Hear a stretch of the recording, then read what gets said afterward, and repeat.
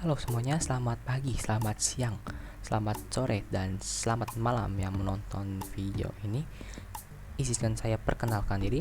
Perkenalkan, nama saya Andreas Sutanto dari kelas 11 TKJ 1, dan hari ini saya akan memberikan kalian tutorial cara merakit PC di aplikasi Cisco, yaitu IT Essential Virtual Desktop. Dan oke, langsung saja kita masuk ke tutorial lah. Jadi di sini untuk komponennya yang sedang kita lihat ini ada dua, yaitu ada casing dan juga PSU. Untuk fungsi dari casing tersini adalah tempat memisahkan ataupun tempat meletakkan semua unit yang ada di komputer. Itu ada unit pemrosesan dan juga unit penyimpanan. Dan untuk PSU sendiri memiliki fungsi itu adalah mengatur suplai daya ke semua komponen komputer termasuk ke motherboard.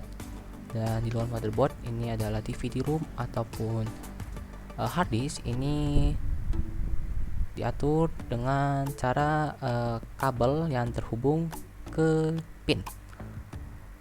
Jadi cara pasangnya ini adalah PSU nya dipasang ke casing, disesuaikan dengan lubangnya agar masuk seperti ini.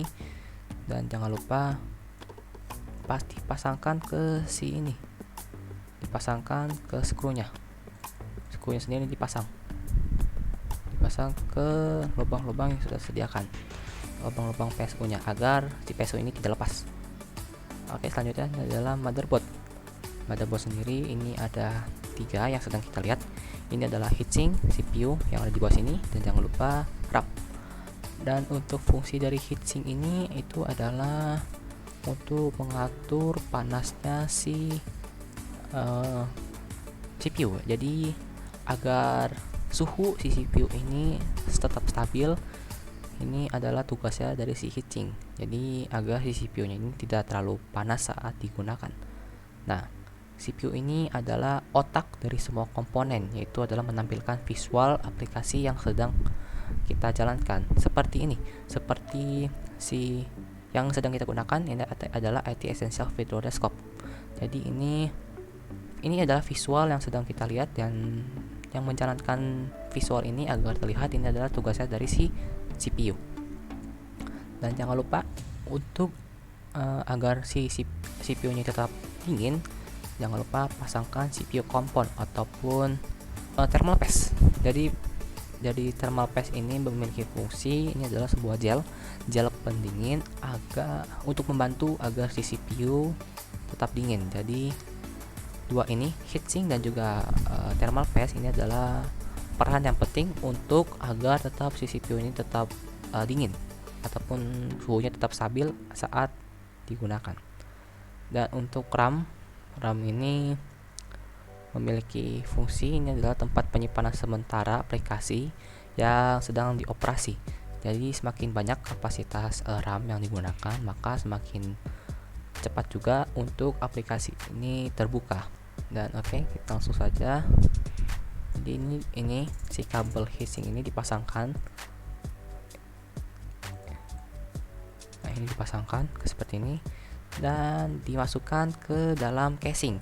Casingnya ini menyesuaikan dengan casing yang digunakan. Jadi ini langsung dipasangkan saja ke casingnya agar langsung ke next step. Ini adalah memasang dari si adapter card. Adapter card di sini ada 3. Ini adalah NIC, wireless, dan jangan lupa video adapter atau yang biasa kita sebut adalah si VGA. Nah, untuk VGA sendiri adalah untuk menampilkan bahasa pemrograman ataupun bahasa dari komputer untuk diterjemahkan ke sebuah kata-kata. Jadi agar si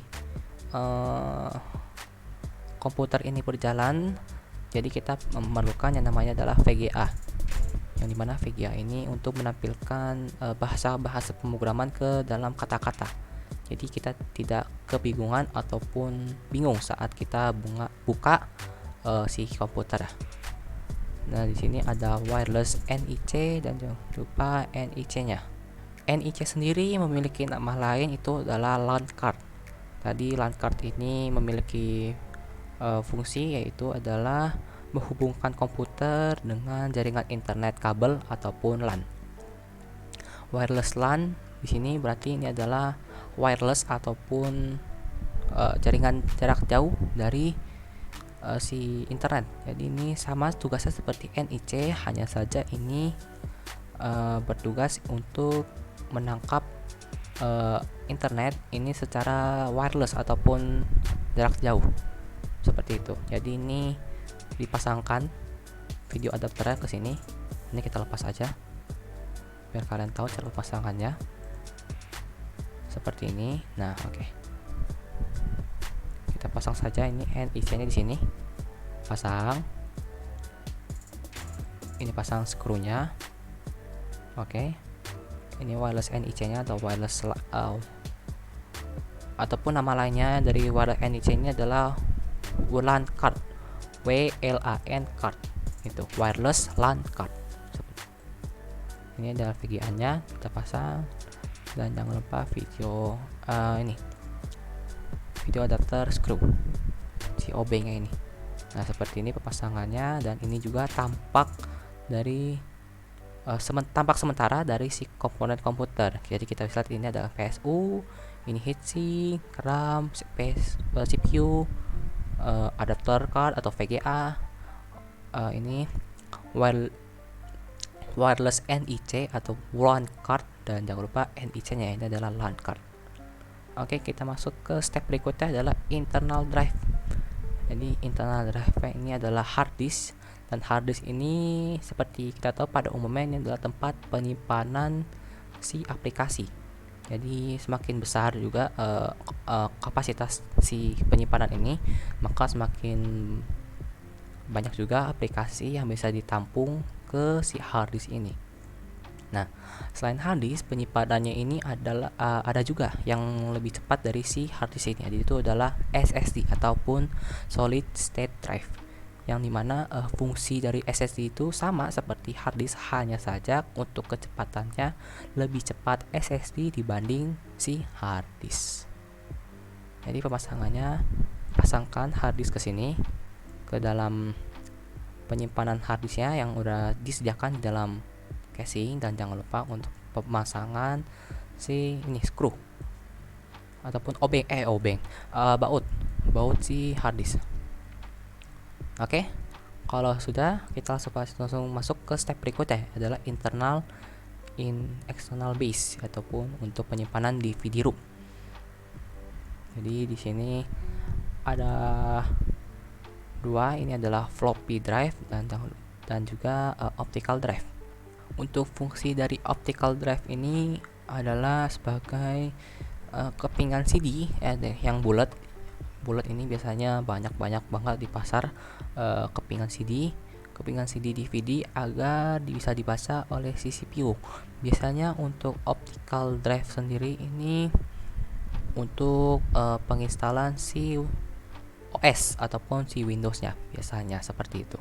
Hanya saja semakin perkembangan zaman, si optical drive ini banyak sekali dihilangkan dari casing, karena untuk penginstalan OS sendiri bisa dilakukan melalui USB yang dicolokkan ke dalam si motherboard.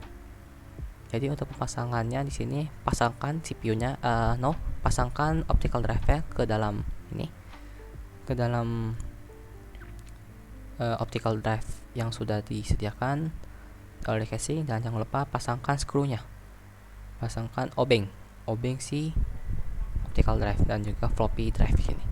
Floppy drive di sini kita pasangkan sama seperti ini, dimasukkan ke dalam casing, dan jangan lupa di baut ataupun di obeng. Dan oke, kita langsung ke step berikutnya adalah internal cable. Nah, di sini banyak sekali kabel-kabel yang harus kita pasang agar si komputer ini berjalan dengan normal. Ini kita pasangkan terlebih dahulu. Oke, sudah pasang. Nah, ini dipasangkan ke atas. Siap. Ini pasangkan ke sini. Nah, ini kita pasang. Oke. Ini kita pasang. Nah, ini adalah kabel untuk penyuplaian si motherboard. Jadi PSU ini menyuplai semua dayanya ke si motherboardnya ini. Nah, agar si hard disk ini jalan, maka digunakanlah kabel pin si PSU-nya ini. Begitupun dengan CD drive. Nah, CD drive ini agar jalan, maka digunakanlah PSU-nya ini. Jadi seperti fungsi di awal, ini adalah PSU ini adalah jantung dari semua komponen. Jika PSU ini rusak, maka semua komponen kena. Gitu. Nah, kita pasangkan ini si kipas ininya, CPU-nya. Kipas casing agar jalan. Nah, ini kita pasang. Oke, sepertinya tidak ada lagi yang bisa dipasang. Kita cek-cek lagi agar tidak ada miss kabel. Nah, seperti tidak ada yang bisa dipasang lagi. Dan oke, kita langsung masuk ke step terakhir. Ini adalah external cable. Nah, oke, ini adalah tampak jadi si komputer ya. Tetapi sebelum kita jadikan ini menjadi satu komponen, kita harus ke belakang si casingnya ini. Ini adalah pemasangan kabel-kabel lah. Nah, ini kita lepas dulu agar kalian tahu step-stepnya gimana. Ini kita lepas,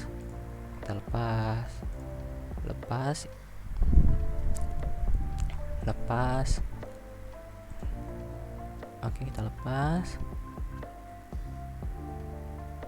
Ini lepas. Kita lepas. Nah, ini seperti inilah dalam komponen-komponen PC yang sudah kita pasang, dari PSU, hard disk, motherboard, heatsink, VGA card, LAN card, dan teman-temannya. Dan sebelum kita selesaikan proses ini, kita akan pasangkan terlebih dahulu penutup dari si casingnya ini. Ini adalah case panel, kita tutup dan jangan lupa dibaut. Nah, setelah selesai dibaut, ini adalah perintilan alat untuk menghubungkan agar menjadi satu ataupun agar si komputer ini menyala. Yang pertama ini adalah kabel monitor. Nah, kita pasangkan, kita sesuaikan dengan lubangnya. Oke, kita pasangkan. Oke, setelah pemasangan kita langsung pasangkan keyboard. Nah, kita pasangkan keyboard, sesuaikan dengan lubangnya. Oke, langsung pasang. Oke, selesai. Kita pasangkan mouse. Pasangkan, disesuaikan dengan lubangnya. Oke. Next, kita pasangkan USB cable. Ini USB cable kita pasangkan.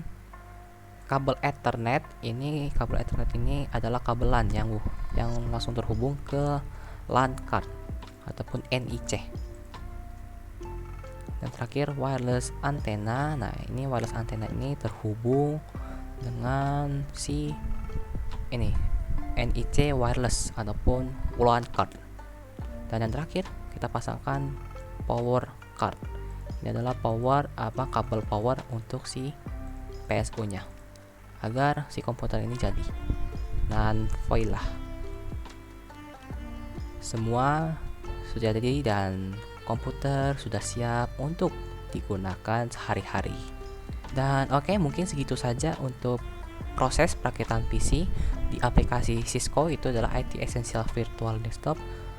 Mohon maaf apabila ada perkataan yang kurang berkenan ataupun fungsi dari komponen komputer ini yang kurang jelas ataupun tidak lengkap, karena manusia tidak ada yang sempurna.